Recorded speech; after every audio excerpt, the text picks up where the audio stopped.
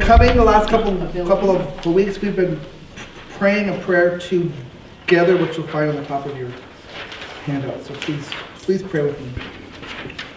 O Lord and Master of my life, give me not a spirit of sloth, vain curiosity, lust for power, and idle talk, but give to me thy servant a spirit of soberness, humility, patience, and love. O Lord and King, grant me to see my own faults and not to condemn my brothers and sisters. For blessed art thou to the age of ages. Amen. O God, cleanse me of sin. Amen. Okay, so here's your quiz question for the day.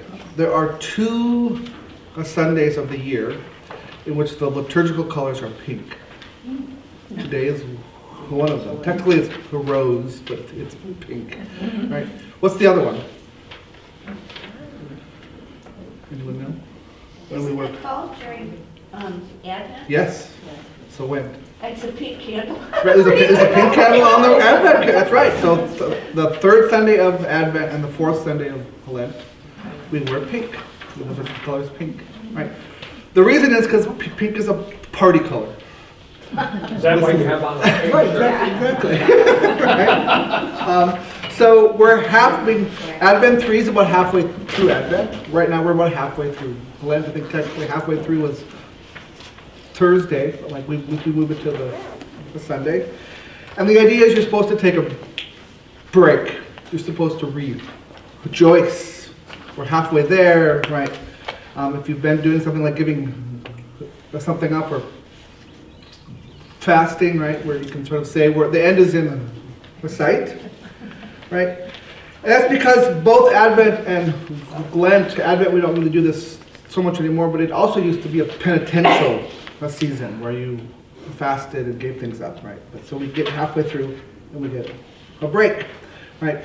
And a psalm that used to always be read is Psalm 122 verse 1. I put it on the top of the handout there. It says, I rejoiced when they said to me, let us go to the house of the Lord. And really when Lent is observed well liturgically, what we do at this point is really start to say, we're going to Jerusalem and things are going to happen there, right? But there's this idea of, this is going to be hard, but it's going to be good news in the end. We should rejoice. Right? It's also the case that basically before World War II, there was a different lectionary, a different sort of standard of the readings that would happen. And the standard passage that used to get read in the churches on this Sunday was Jesus' feeding of the 5,000. So that's what we're going to look at. It's on the back of the handout. Right. And so these are the things that used to happen during this day. By the way, it's also Mother's Day in like the UK, so happy Mother's Day. Okay, why did it change? What World War II, why did it change? Well, it was actually a bit after. So we have like we don't always keep it here, but some other churches are pretty rigorous about it. Where every day, actually, not just Sundays, has a set reading. Where like usually if you go to a Catholic church, let's say the Episcopalian church, they will pretty much follow that. There's an Old Testament reading, a Psalm, a New Testament reading that isn't Gospels, and then a Gospels reading. And it used to be, it was the same for the same day every year, which meant a whole lot of the Bible got left out. So then they came up with a 3-year one. And they came up with that right after World War II. It's a bit afterwards. So that's why part of this has changed, right? But again, what we do with this Sunday is we really begin to turn towards what's going to happen, right? So last week we talked about why does Jesus have to die. This week we're going to look more at who Jesus tells us that he is. Who is this Jesus person? We're going to do it by looking at the feeding of the 5,000 in its context. So we'll look at that passage. We'll look at the Mark version. And because this is a adult ed course called How to Read the Bible, I'm really going to double down on that today. And what we're going to see is how do we read a story like the feeding of the 5,000 in its context. And one of the things I'm going to highlight is there are all of these allusions in that story to other parts of the Bible. So if you are interested in reading the Bible more and beginning to sort of understand it and how to dig deeper, one of the things that's important to learn early is that the Bible refers to itself all the time. So there's constantly allusions being made. And if you don't know other parts of the Bible well, you may miss them. Right? So this is what we're going to begin to highlight today. So you can see if you want to follow along in my handout, I'll probably be going back and forth. On one side, I've got the prayer we just prayed, Psalm 23, which is probably a psalm many of you know. Part of Psalm 78, a comparison of Mark 6 and Exodus 14. If you turn it over, it's most of Mark chapter 6.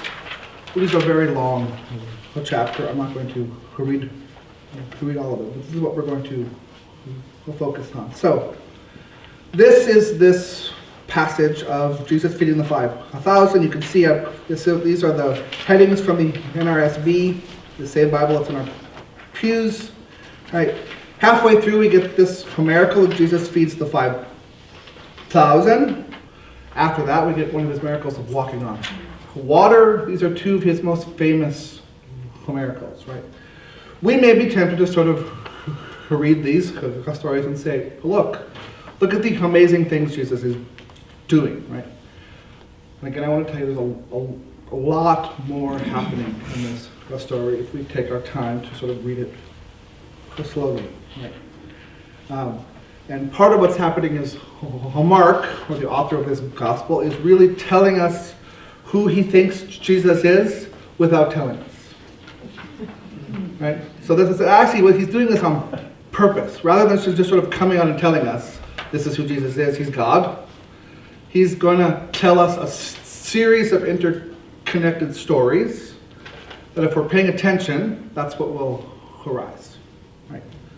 So let's, I'm going to, rather than just sort of read the whole thing for the sake of time, I'm going to quickly sort of summarize it. So there's many things happening here.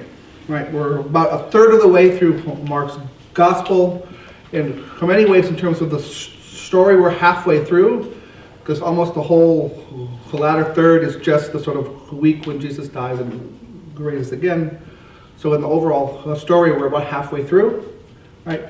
And Jesus has been doing his thing. He's been teaching. He's been doing miracles, healing people, and he's got this group of 12 that are following him around. And finally, he sends them out on their own. So Jesus has been a one-voice operation.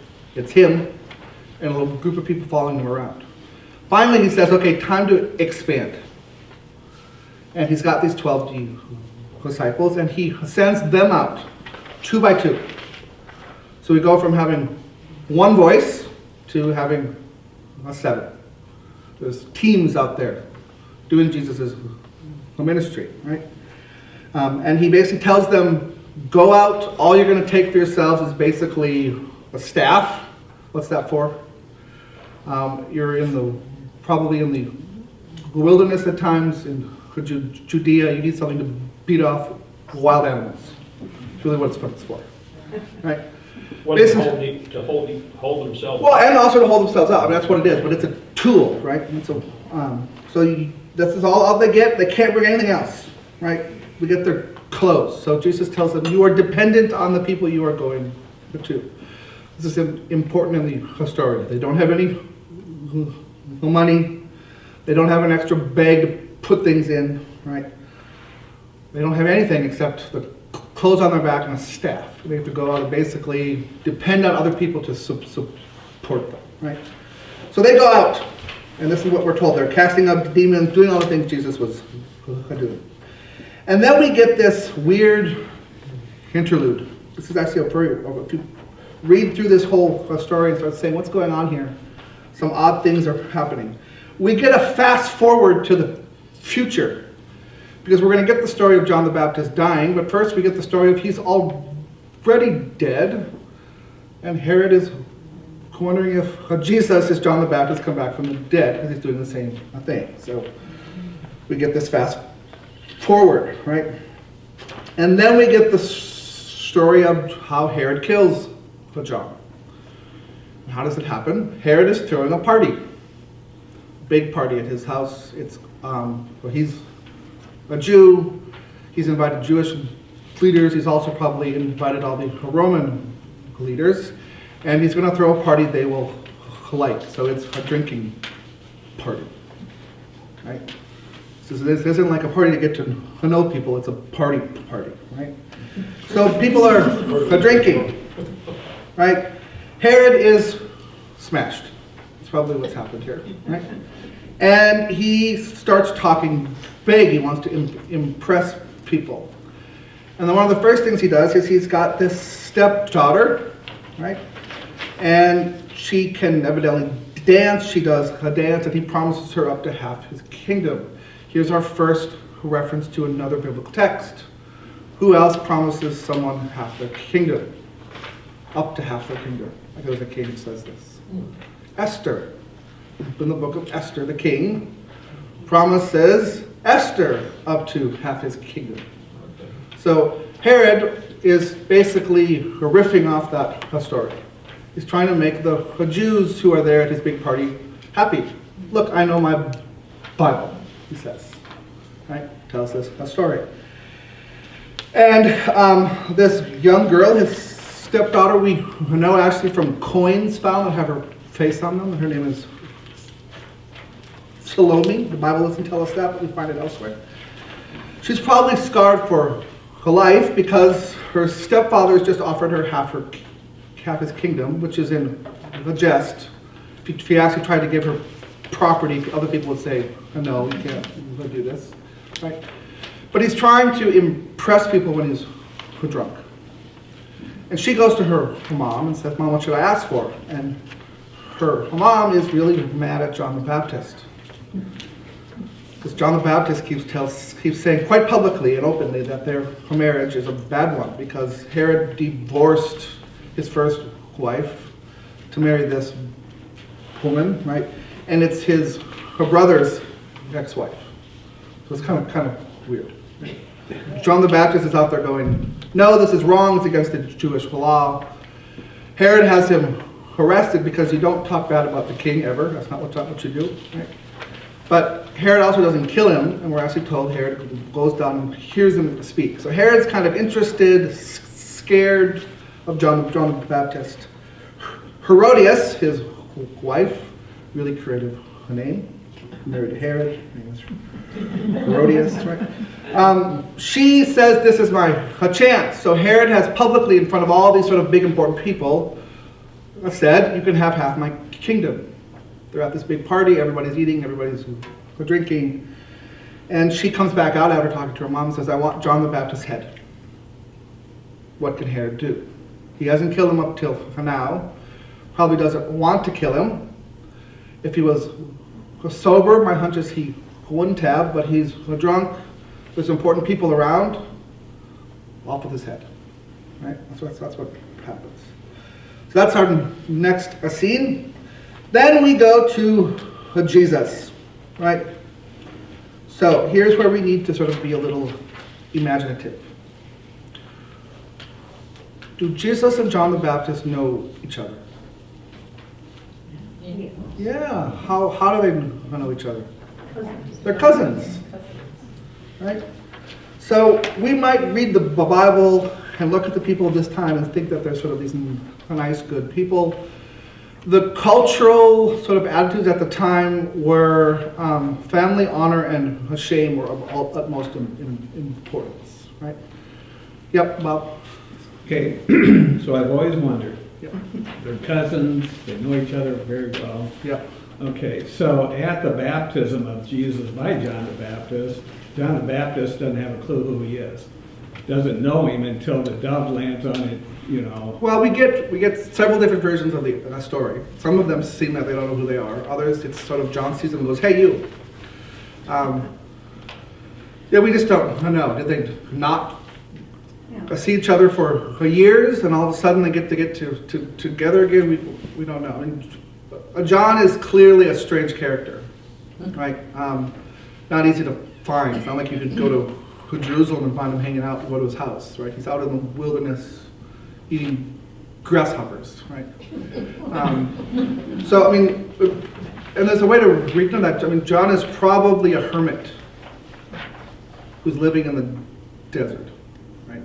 Or in a small community of people who are out there. So, Jesus probably wouldn't be able to easily find him, but they do at least know each other. So we don't really know all the details, but there's some knowledge, and at this point at least they've reconnected, right? And you can see that other people are connecting them, because Herod actually wonders if Jesus is John, come back from the dead. So what they're up to is similar enough that they're perceived as partners. Which is actually probably why in all four Gospels at some point we get a story about Jesus and John the Baptist, in which John the Baptist tells us that Jesus is more important than I am. Why are those stories there? Because there were probably other people around who thought John was the more important one. Jesus came after him. Right? So they're at least deeply tied. Right? And Is there an allusion Yep. At the very end of that John the Baptist story that he was laid in a tomb? Is that similar to Well, I mean, I think that's just kind of what's going to happen. But there are some other things we're going to highlight. So Jesus would be expected to correspond, right? I mean, this is a bit of a hyperbole, but I mean, Hatfield and McCoy's kind of thing is not far off from what should be expected here. I mean, Herod, who may be the king, but everybody knows what happened here. It was a big party. All these important people were there. They all went home and told everybody what happened. Herod got drunk and killed John the Baptist because some dancing girl asked for it. Right? It's an injustice of the highest kind. Right? A response needs to be made. Right? And Herod is probably wondering what's going to happen. Right? It's probably why we get this a story of Jesus and John. Is Jesus John the Baptist come back from the dead? Because Herod's wondering what's going to happen. So with a little bit of a teaser, Herod is a king of this time. He's got spies everywhere. Right? He's got people out there informing for him everywhere. If one of those people ends up in this crowd of people following Jesus, and Jesus is out in the wilderness with a group of 5,000 men, that's not counting the women and the children, what would you begin to think he's doing out there? This is an army. And we're going to go attack Herod.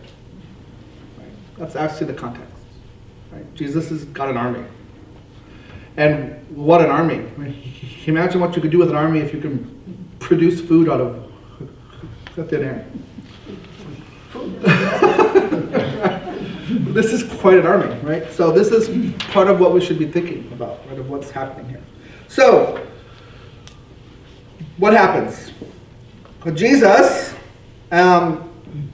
is all of a sudden we turn to Jesus, and the apostles come and gather around him. Well, we learned earlier, Jesus sent them out. He didn't tell them to come back. Why have they come back? Because they care about Jesus, and his cousin just got murdered. And they're his buddies. They're coming back to support him. They don't know what to do other than, like, we better go find Jesus and see how he's doing. Right? And we should anticipate here. Jesus is upset. He's sad, he's mad, he's all of these things. Right? So, what does Jesus say? He says, come away to a deserted place all by yourselves and rest for a while. For many were coming and going, and they had no leisure to even eat. We don't get a statement like this anywhere else in the Bible, right? And again, what has happened? All of the sort of common people that were gathered around Jesus are expecting Jesus to do something. your cousin just got killed. What are we going to do? Is this finally the time when we're going to stand up to these awful people? I mean, some of them want Jesus to raise an army. Let's finally go after them, right? And there's so much going on. Jesus is like, I need to get away. He wants his best friends, his closest followers, to come with him, right? So they are going to go somewhere. They get in a boat to take off for the other side of Lake Galilee, the Sea of Galilee, right? And they take off, and the weather must have been bad because the people, this big crowd of people, they know where he's going, and they make it around the lake. Not a huge lake, by the way. You can actually see it cross it, but it's almost, the other side is just barely there, right? But they make it around on foot, and when Jesus gets to the other side of the boat, they're already there. Right? He's trying to get away with his friends, and all these people are there, right? So what are we told? We're told, this is verse 34, he had compassion on them because they were like sheep without a shepherd. He began to teach them many things. It grew late. So the idea is, everybody is so wrapped in what Jesus is teaching, no one realizes any time has passed. And pretty soon it's late in the day and everybody's hungry. Right? What are we going to do? So Jesus turns to the 12, right? Actually, they notice they're the only ones who aren't sort of tied up in this. We're just sort of wrapped. They've heard it all before, I guess, right? And, right, Jesus, they come to him and say, Jesus, tell everybody to go home, get something to eat. Jesus says, you give them something to eat. And they're like, come on, guy. What are we going to do? We're out here in the wilderness. Where are we going to go? By the way, we just came to see you after you told us to go out without anything. We don't have any money. Right? They basically tell us, they say it would cost 200 denarii worth of bread, right? That's 2/3 of sort of an average worker's yearly salary. Right? That's how much money they want. And they basically tell them that wouldn't even be enough. So he asks them, well, what do you have? And they go, 5 loaves and 2 fish. Right? Jesus tells everybody to sit down on the green grass. Right? Sits them down in groups of hundreds and 50s. He blesses the bread and the fish. Right? And the disciples go and distribute it. Right? And pretty soon, everybody's got food. They go pick up the leftovers. There's 12 baskets left. Who are those for? The disciples. What about Jesus? They forgot him. That's what's happened. Right? They gathered 12 baskets, so they get to eat that. And I always want to go, what about Jesus? He's the one who's been doing all the work. Right? They did. That's what we're supposed to be understanding is they forgot about him. So that's one of the illusions. I think that we're going to come back to what's going on here, right? Okay. But this is a story, right? So, if we pause here, notice the sort of what's going on in this whole story, right? There's a comparison being made. 2 big feasts happened. Herod threw a feast that ended in death. It's a terrible feast, right?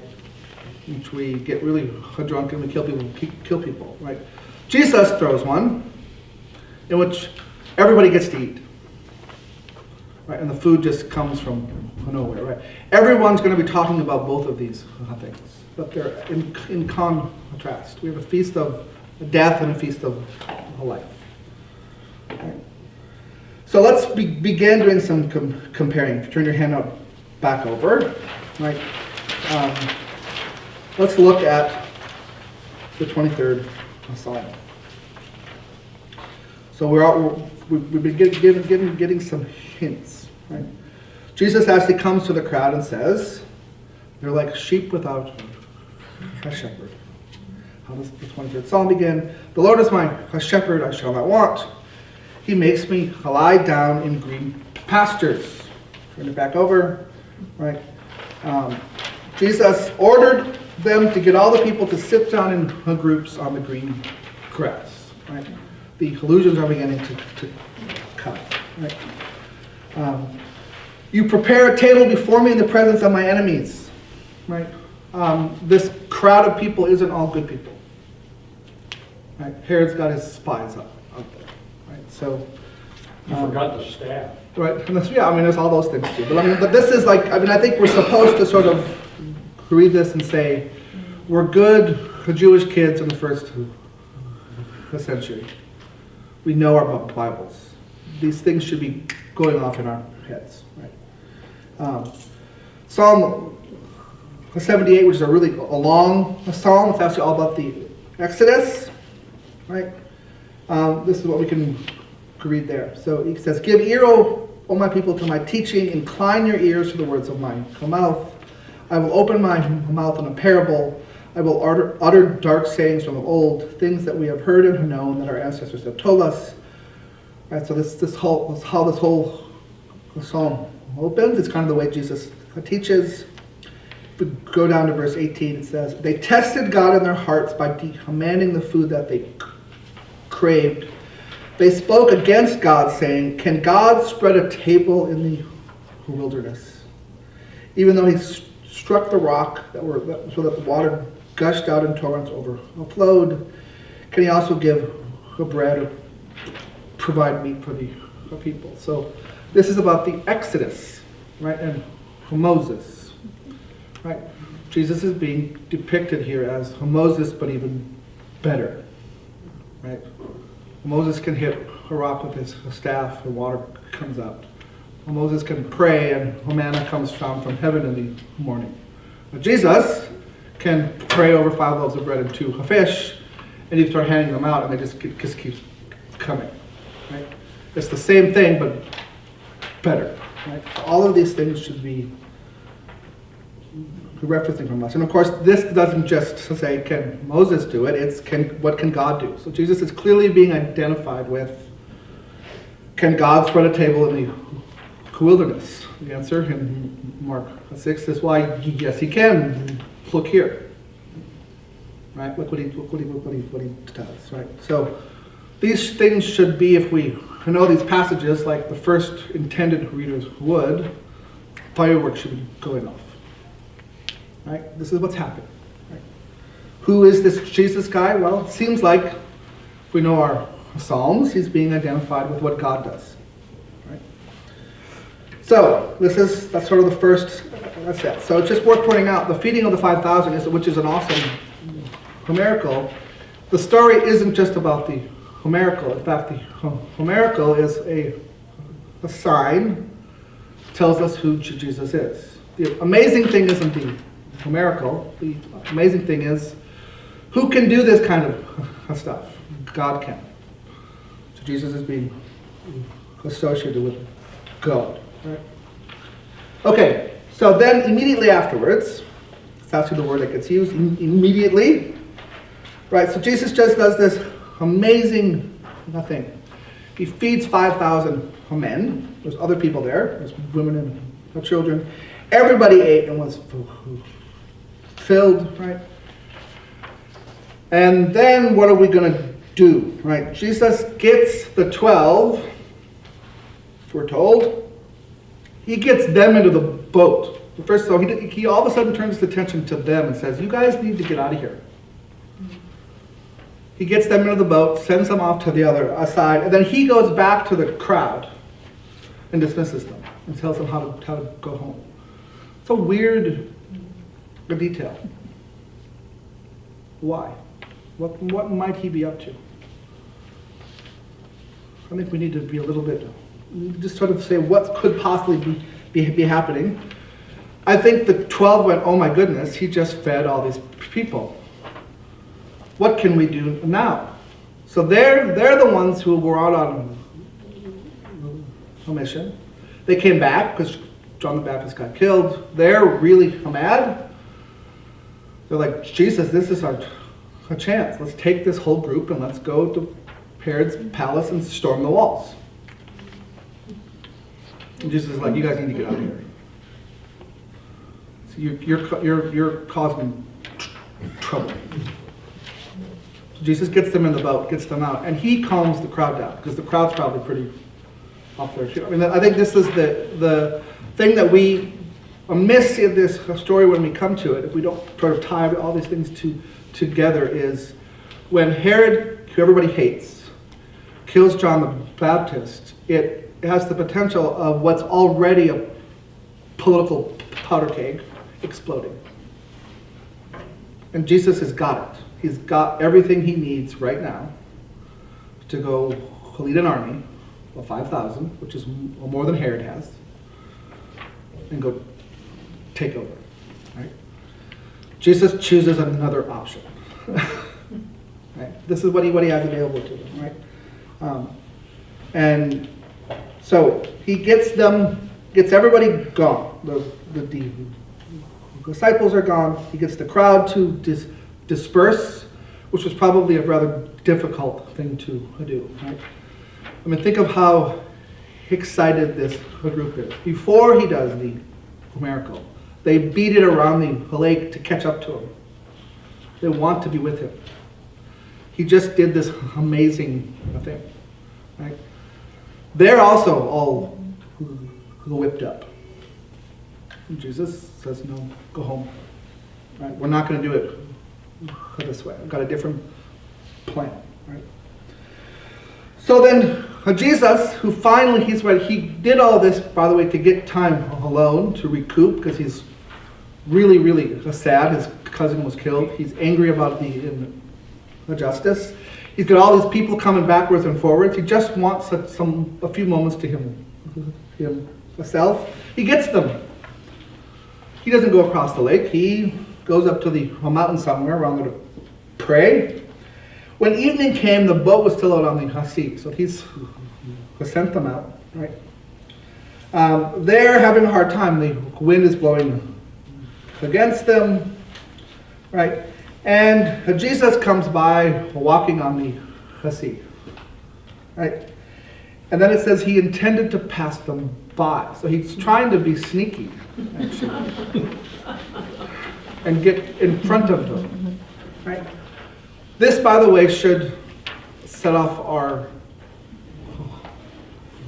alarms again. Right? And I'll give you a hint on this. Right? When we get down to the bottom of this story, we're told that their hearts were hardened. So how the story ends. So that should be the big alarm. We should start making connections. Who else's heart is hardened? There's a very famous Old Testament story. Pharaoh. Pharaoh's heart is hardened from letting the Israelites go, right? So we should begin saying, let's make connections with that story, right? Well, how does God lead Israel through the wilderness? There's either a cloud or a pillar of fire out in front of them. The illusion is Jesus is trying to get in front of them to sort of guide them. Why? Because they're out on the lake and it's a storm. The connection we should be making is crossing the Red Sea. God, Jesus, is getting in front of them to lead them, right? But they see him and they're terrified, to which I always want to go, I would be too. Right? Like this is the one thing they do that makes sense. Right? You see a guy walking on the water in a storm, I'd be like, yeah, what's that? Right? So, right, they became terrified, and immediately he speaks to them, and the NRSV translates it, take heart, it is I, do not be afraid, right? The phrase, it is I, it's basically, we could translate it as I am. It's the same words. Which again, we should go think about Exodus, which God speaks to Moses from the burning bush and says, I am. There's all these allusions happening. Right? So far, right, all these allusions are here, right? We can say, okay. The big surprising one is, Jesus gets into the boat with him, and the wind has ceased, and they're utterly astounded, for they did not understand about the loaves, but their hearts were hardened. So, who's the bad guy at the end? The disciples are. I mean, they're not as bad as Herod, right? It's not that simple, they're just good and bad. But like, they're the ones who are being put in the position of a Pharaoh. Why? Well, they're like the crowds. It's all nice that you can cast out demons and you can heal leprosy and everything, but hey, the Romans are here. Right. And you had 5,000 people, and this is the big chance to really redeem your people. And he was giving them bread. Didn't match up to what they really wanted. I mean, I think this is part of what we're supposed to see, is that they've got a different plan than what Jesus has. Right? And their plan is, well, finally we can do something. We can get the Romans out. Jesus is trying to say, that's not my plan. I mean, and actually that's what's being communicated to us as readers. It's what's being communicated to everyone in the story. I mean, can you imagine if Herod's got some spies in this crowd, those spies went back to him and said, here's what happened. You should be scared, but I don't know if you need to worry about this guy coming after you, Herod. He just had the opportunity to do it, but didn't. Right? So that's kind of how that part of the story ends. But the disciples are actually being presented here as they're the ones who don't get it. They're the ones who are actually obstructing what Jesus is up to. Right? And if we think about it as us as readers, who should we probably be identifying with as we read the story? Who are we? We're not Jesus, obviously. Like we read most stories, and like you're the main character, not here. Right? We need to think of this differently. We're probably the disciples. So I think one way to sort of take this home, and sort of yes, it's this is what happened, but how do we kind of apply it to ourselves? Of where are our hearts hardened, kind of thing, right? But I think the story as a whole, right? It's a weird story. Sort of put all these parts together if you don't understand how they're connected. It's not just let me tell you the history of what happened and give you fact after fact after a fact. The author has crafted this on purpose to connect all these things. He's putting these allusions in there for us to make, right? And we're supposed to read imaginatively and sort of say, what's happening, right? And the disciples here are depicted as they're just failing at every turn. Right? They're supposed to be doing this thing. They come back, they gather around Jesus, but rather than supporting him in sort of his time of deepest need, they sort of whip everything up into this. What are we going to do? How are we going to handle this? Right? And that's what they keep doing. Right? And I think part of what they miss, right, is the idea of their hearts were hardened, is they don't actually miss what Jesus is telling them. Sort of finally telling them, here's who I am. Right? Look at what I'm doing. You know the story of Moses and the Exodus. Make the connection. Right? And they're not. Right? They think he's going to be a revolutionary. What they want him to do. Right? And he is. He just does it in a very different way. Right? But that's one way to sort of think about what is happening in these two big miracles. It's not that they're simply miracles. They're stories that are intentionally causing us to go to the Old Testament and sort of say, look at all the connections. What does this mean? If Jesus is the one who does these sorts of things, what does that tell us about him? And it's clearly sort of telling us you should think of him as the God of Abraham, Isaac, and Jacob. He does these kinds of things. Questions? Comments? It's kind of, in my mind, it's like the saying, tell God what your plans are, and, he'll tell you what his are. Right. And they'll probably be quite different.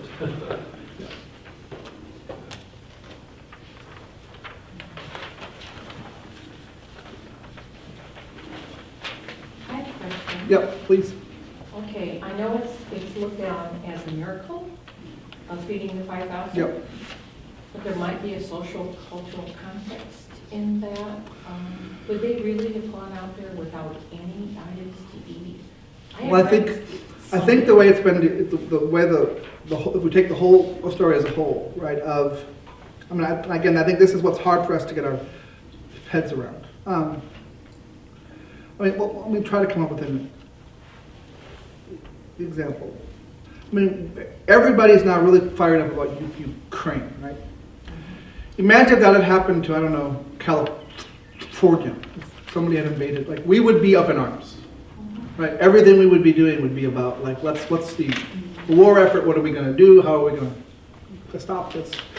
In some sense, this is what's happening here, right? Herod screwed up big time. It was a huge mistake, right? He should not have killed John the Baptist, right? It's already, everything is tense. He created a situation to have basically open rebellion, right? And Jesus had the opportunity to sort of seize it. And what we're being shown with the crowd is they are so fired up, they don't bother getting any food. Right? They find out Jesus is going to the other side of the lake, and they take off. We don't want to get out. We're going to go for it. We're going to do it for now. Right? It's everybody's whipped up, and the idea is we'll take care of it. We'll find the food. Let's go. What I was thinking about was something I had read a while back about how usually when people would travel into the wilderness, would have something with them. And by Jesus and the disciples sharing the loaves and the fish, it prompted other people to share and hence enlarged the eating opportunities. And I just was curious about how you looked at that. I think that's, I see why we'd want to do that, sort of explain what's happening.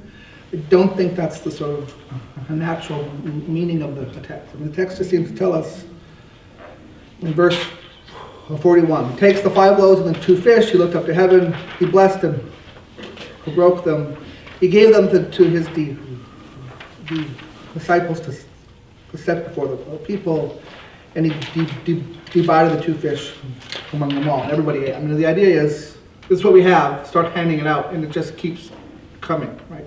You've got a basket, and you reach in and take a loaf of bread, you look in there, and it just keeps happening. I think that's the idea. So a true miracle. Right. And I get the idea of can we try to explain this, right? But if I explain that miracle away, I can't do it with the next one. Right. That one isn't as easily done. Right. The imagination part is to think about it. You go up here to the church kitchen, you get a tray, and you put down a half a loaf of bread and a half a cookie, and you go out, and you keep, that is, can you even imagine it? I can't. I can't. Well, and is this actually historical? This has been proven to have actually taken place? Well, how would or is it just a story? We prove it? Right? I know would be the question.